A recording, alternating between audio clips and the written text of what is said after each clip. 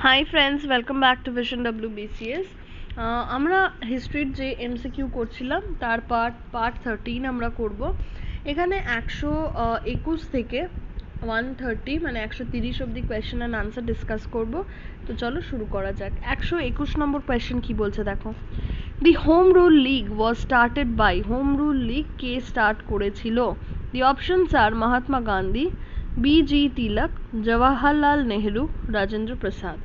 Now the answer is B.G. Tilak. দেখো B.G. Tilak কবে home rule movement start করেছিল, কোথায় করেছিল? These two are most important question.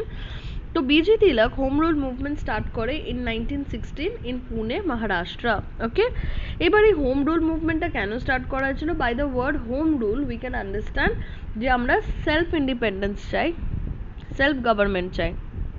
তো এখানে বিজি তিলক ডিমান্ড করেছিলেন সেলফ গভর্নমেন্ট না হোক, at least give us a dominion status. Dominion status সেই মুহূর্তে Australia, Canada, South Africa, New Zealand, Newfoundland সবাই এনজয় করতো।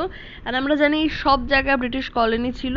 ব্রিটিশ কলোনি এখানে কি করতো? ডিরেক্টলি রুল করতো না, এখানকার গভর্নমেন্ট এই দেশগুলোকে রুল করতো এবং ব্রিটিশ পার্লামেন্ট জাস্ট মাথায় থাকতো, কোনো ইম্পর্টেন্ট ডিসিশন হলে তখন এরা হস্তক্ষেপ করতো। So this was the concept of dominion status. At least if you cannot give us total independence, give us the dominion status.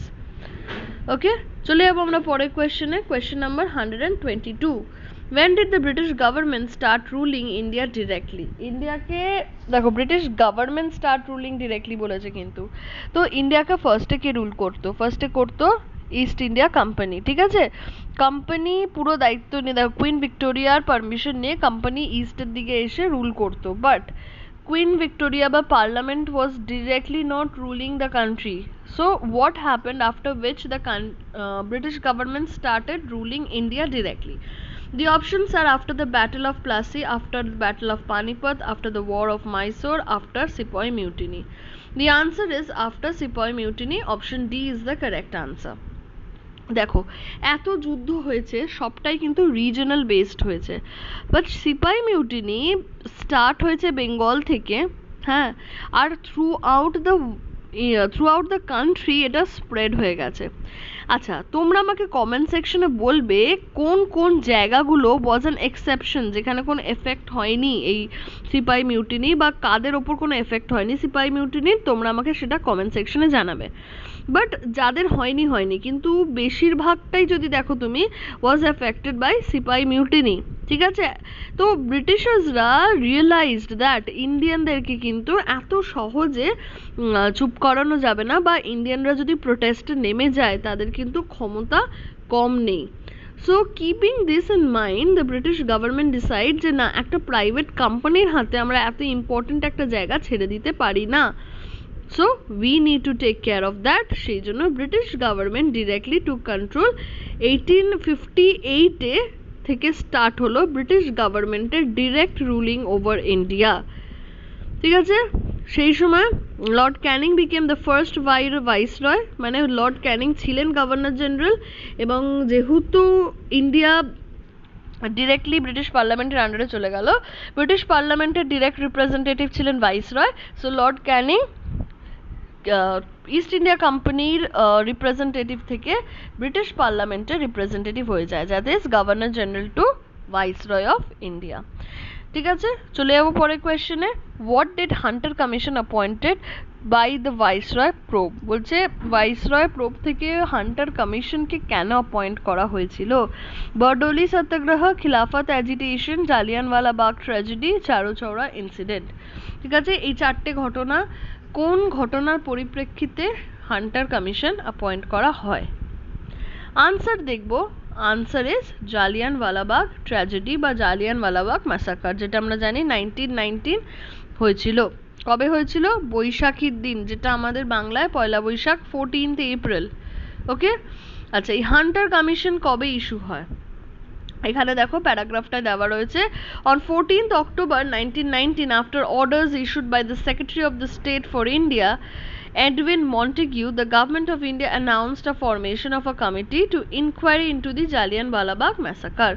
বলছে এডউইন মন্টেগিউ, ইনি ছিলেন সেক্রেটারি অফ দ্য স্টেট, ইনি রিপোর্ট পেশ করেন in 14th October 1919 after which this Hunter Commission was set up, referred to as the disorders inquiry committee. It was later more widely known as Hunter Commission. It was named after the chairman Lord William Hunter, former Solicitor General for Scott and Senator of the College of Justice in Scotland.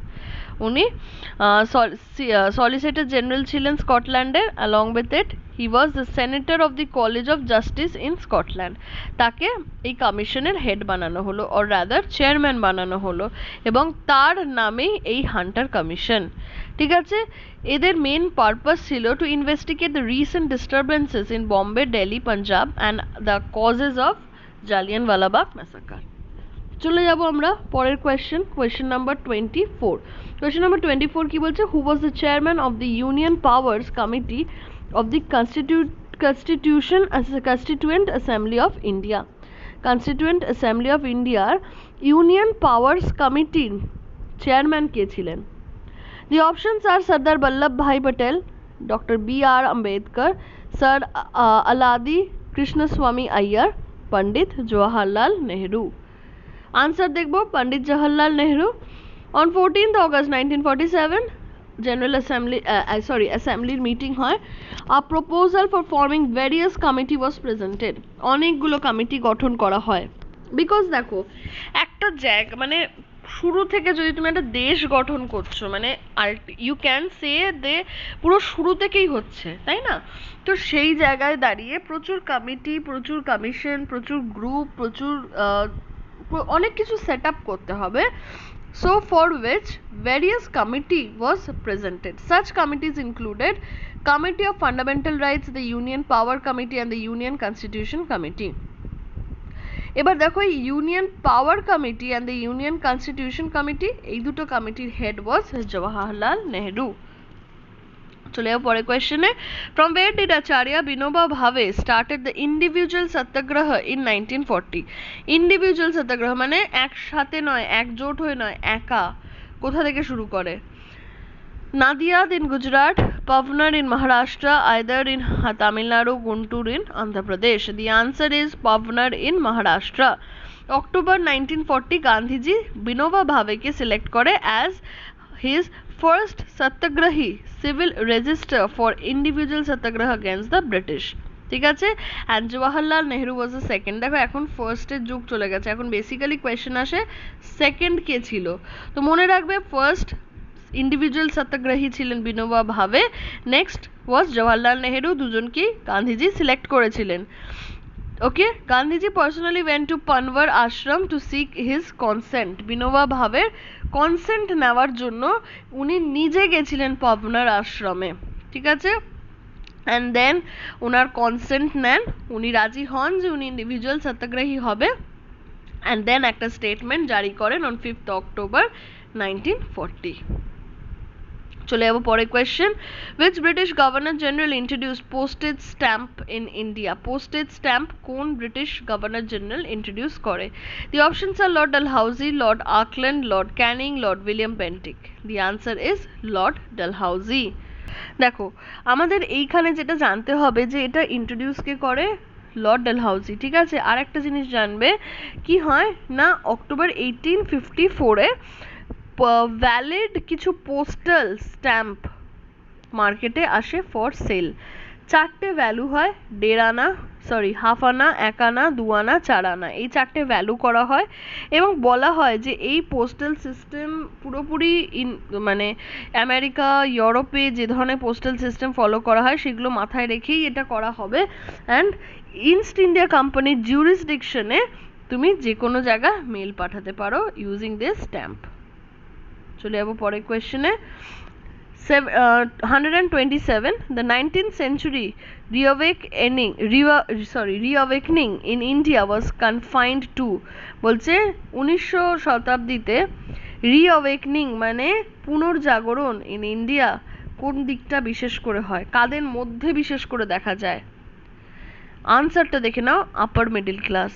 19th century তে awakening in India was on the hand led by the presence of British rule in India and educate middle class। বলছে educated middle class যারা হয়ে যায় না, মানে মানে যারা হয়েছিল সেই সময়, তারা ওয়েস্টার্ন কালচার, ওয়েস্টার্ন দেশে কিভাবে তারা নিজেরা নিজেদের ফ্রিডম পাচ্ছে, তারা কিভাবে অ্যাডভান্স করছে, সব কিছু তারা খোঁজ পেত through news paper, articles, journals, অনেকভাবে তারা অনেক পড়াশোনা করতো তখনকার দিনে। তো এইসব করে কি হয়, ওদের মধ্যে একটা অ্যাওয়েকনিং হয়, Y Kant we do this, and সেই জন্যই সবচেয়ে বেশি যদি জাগরণ কোনো গ্রুপ অফ পিপলের মধ্যে দেখা যায়, that is the upper middle class people. চলে যাবো পরের question 128, the Swadeshi movement was launched. Swadeshi movement কেন লঞ্চ করা হয়েছিল? The following are the options, দেখো, as a protest against division of Bengal, with a view to improve economic condition of the people by encouraging consumption of Indian goods, as a protest against the massacre of Indian people at Jallianwala Bagh, due to the failure of British government to introduce responsible government in India। দেখো প্রথম option বলছে স্বদেশী movement start হয় because Bengal partition declare হয়েছিল। দ্বিতীয় বলছে economic condition দেখে, দেশের economic কন্ডিশনের তখন খুব বাজে অবস্থা, প্রায় বলতে গেলে ডোমেস্টিক গুডস কেউ ইউজ করছে না, কেন ওগুলো দামি, because those are handmade, hence those are costly, সেই জন্য ইকোনমি ফল করছে। জালিয়ানওয়ালাবাগ ম্যাসাকারের এগেনস্টে, বা ব্রিটিশ গভর্নমেন্ট যে failed to set up a government for India তার এগেনস্টে। আনসার দেখে নেবো, আনসার হচ্ছে protest against the division of Bengal. Bengal পার্টিশনের এগেনস্টেই কিন্তু এই স্বদেশী মুভমেন্ট স্টার্ট হয়। দেখো, Swadeshi movement is a part of the Indian independence movement and the developing Indian nationalism. It was an economic strategy aimed at removing British Empire from the power and improving economic condition in India by following the principles of self-sufficiency। স্বদেশী মুভমেন্টের আন্ডারে দেখো শুরুটা হয় because of Bengal partition, but এর M ছিল বা বলতে পারো objective ছিল নিজের দেশের জিনিস, এখন যেটা হয় কথায় কথায় সবাই বলছে boycott China, buy Indian products, মানে ইন্ডিয়ান প্রোডাক্টের রিলায়েবল মানে ভরসা করো, ইন্ডিয়ান প্রোডাক্ট কেনো। So that was the concept let in during the Swadeshi movement buy Indian goods. Okay, তাতে কি হবে, ইন্ডিয়ানদের পকেটে মানি আসবে, not in the pockets of the foreigners. The Swadeshi movement started with the partition of Bengal by Viceroy Lord Curzon in 1905 and continued till 1908. চলে যাবো এই ভিডিওর second last কোয়েশ্চেনে 129, when was the first passenger train run in India? এই আনসারটা বোধহয় আমরা সবাই জানি, এটাই আমরা ডিরেক্টলি আনসারে চলে যাব। আনসার হবে এপ্রিল 1853। ওকে, আচ্ছা, এখানে একটু এক্সপ্লেনেশন দেওয়া আছে, দেখে নাও। The first train in India became operational on 22 December 1851, but এটা ছিল তোমার জাস্ট কিছু ক্যানেল কনস্ট্রাকশনের ম্যাটেরিয়াল ক্যারি করার জন্য, ঠিক আছে। This was not open for passenger. তারপরে হলো 16 এপ্রিল 1853-তে প্রথম প্যাসেঞ্জার ট্রেন ইনগ্রেট হলো, okay, from Bombay to Thane. It cover 34 kilometre. তিনটে লোকোমোটিভ এটা হল্ড হয়েছিল সাহিব, সিন্ধ অ্যান্ড সুলতানে। অ্যান্ড ফলোয়িং উইচ আরও একটা প্যাসেঞ্জার ট্রেন খোলা হয় from Allahabad to Kanpur, north ইন্ডিয়ায়, 3rd মার্চ 1859-এ। চলে যাবো the last question, who designed our national flag of independent India. না দেখো, আমি এখানে যে অপশনগুলো দিয়েছি these are very easy options, মানে এখান থেকে অপশন দেখে তুমি আরামসে আনসার যেটা সেটা মার্ক করে নেবে, বাট আমি WBCS এর এক্সামে কিন্তু এরকম অপশন পাইনি। The option was somewhat similar to this name, মানে সবকটাতেই একই রকম মনে হবে, যে স্পেলিং এ ডিফারেন্স ছিল। So keep this in mind, নামটা খুব ভালো করে মনে রাখবে, খুব, মানে স্পেলিং এ ডিফারেন্স বলতে অবশ্যই তাদের নামে ডিফারেন্স ছিল, but this was almost similar to this name, এরকমই 4টে নাম দিয়েছিল অলমোস্ট। তো দিস ওয়াজ ভেরি কনফিউজিং। আমি এখানে যে অপশনগুলো দিয়েছি এই নামগুলো দেখলেই তুমি বুঝবে কোনটা হবে আনসার। তো it's quite obvious, answer is Pingali Venkayya. আচ্ছা, এই ফার্স্ট প্যারাগ্রাফটা আমার মনে হয় না তোমাদের লাগবে, just description of the flag. চলো আসো এই পার্টটায়। Constituent Assembly held on 22nd July 1947 when it became the official flag of the Dominion of India। ঠিক আছে, ডেটটা অবশ্যই মনে রাখবে। and also remember the name. Okay, so this was 10 question and answer video মানে পার্ট 13 আশা করি তোমাদের ভালো লেগেছে কোনো ডাউট কোনো কোয়েশ্চেন কনফিউশন এনিথিং যেটা তোমাদের কনসার্ন করছে এই ভিডিওর ব্যাপারে please ask me in the comment section I will definitely answer them otherwise যে কোয়েশ্চেনগুলো করেছি অবশ্যই উত্তর দেবে তবেই কিন্তু আমাদের এই ভিডিওগুলো ইন্টারঅ্যাক্টিভ হবে so till then thank you take care bye by